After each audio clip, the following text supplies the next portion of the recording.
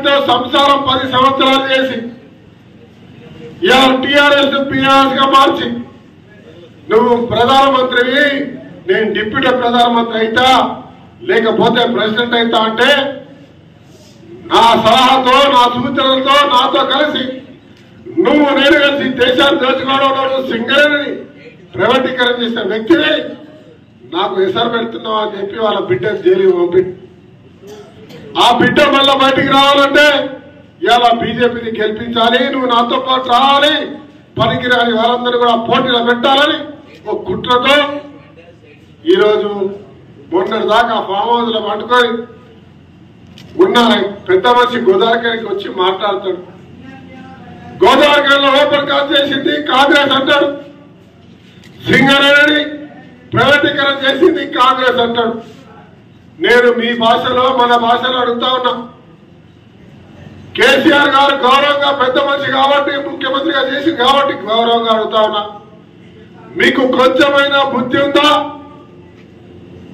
అది నోరా తాటి మంటలా మీ నాలుక?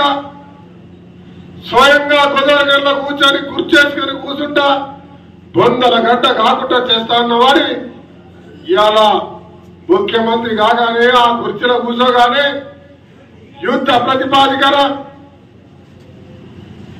కొప్పుల ఈశ్వర్కి మీరందరూ 20 సంవత్సరాలు అవకాశం ఇస్తే ఆయన ఈ సింగరేణిని కాపాడాల్సింది పోయి చట్టాలు తెచ్చినప్పుడు ఎదిరించాల్సింది పోయి ఇవాళ వారికి మద్దతు పలుకుతూ స్వయంగా అక్కడ నిలబడి మేమందరం ప్రజలందరం ఓపెన్ కాస్ట్ అందరినీ పోరాటం చేయడానికి వెళ్తే అరెస్టు చేసి నిలబడి పోయిన శాసనసభ్యుడు ఈశ్వర్ మంత్రిగా ఇలా ఓపెన్ కాస్ట్ చేసిన దుర్మార్గమైన చరిత్ర కేసీఆర్ దా కాదా?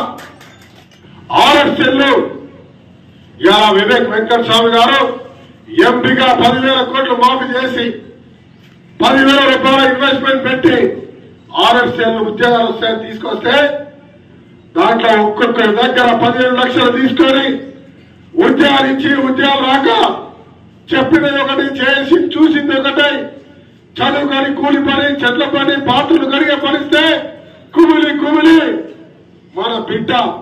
మన బిడ్డను ఆత్మహత్య చేసుకునే కాలం ఇలా కొప్పులీశ్వర్ గారు మీరు కాదా, మీ తమ్ముడు కమలాసన్ కాదా అని అడుగుతున్నా. ఇలా కమలాసన్ దశావతారంలో నిలబడి యాక్టింగ్ చేసినట్టుగా నటించే వ్యక్తులు మీరిద్దరు.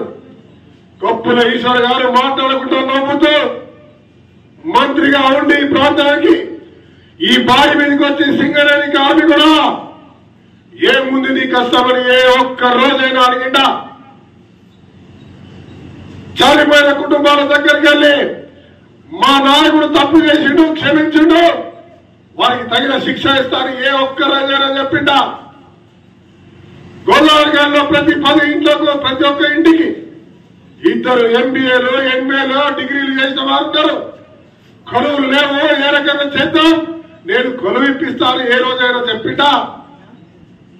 ఇలా పేదవాడికి ఇల్లు లేని వారికి నేను డబుల్ బెడ్రూమ్ ఇల్లు కట్టిస్తా భయపడకూడదు ఏ రోజైనా చెప్పిండా? సింగరేణి కార్మికుడు సొంతింటి కాల కావాలి, మారు పేర్లు రావాలి. సింగరేణి కార్మికులు ఇలా ప్రొడక్షన్ల కొరకు తన రక్తాన్ని చెమటగా మార్చి కూలీల కంటే ఎక్కువ పనిచేస్తున్న తీరుకు యజమాన్యం ద్వారా వారికి ఇచ్చే గౌరవం ఇచ్చే కార్యక్రమంలో ఏ రోజైనా గొప్పగా నిలబడి మాట్లాడినవా? ఈ రోజు ఏ రకంగా మీరు ఓటు అడగడానికి వస్తా ఉన్నారు? మా రామగుండాన్ని బొందరగడ్డ చేసింది మీరు, సింగరేణి కార్మికుడు చులకన చేసింది మీరు. రామగుండంలో విద్యుత్ దేశానికి విలుకరిస్తున్న రామగుండాన్ని చీకటి మారుస్తున్నారని ఆ రోజు ర్యాలీ తీసి అధికారం రాగానే రామగుండంలో నీళ్లు బొగ్గు భూమి ఉన్న ఈ ప్రాంతంలో పవర్ పెట్టకుండా యాదాద్రిలో 3 కోట్లు ఎకరానికి 3 కోట్లు పెట్టి నీళ్లు నాగార్జున సాగర్ బొగ్గు గోదావరి నుంచి తీసుకెళ్లి 50,000 కోట్లు పెట్టి అక్కడ దోపిడీ చేసిన చరిత్ర మీది కాదా?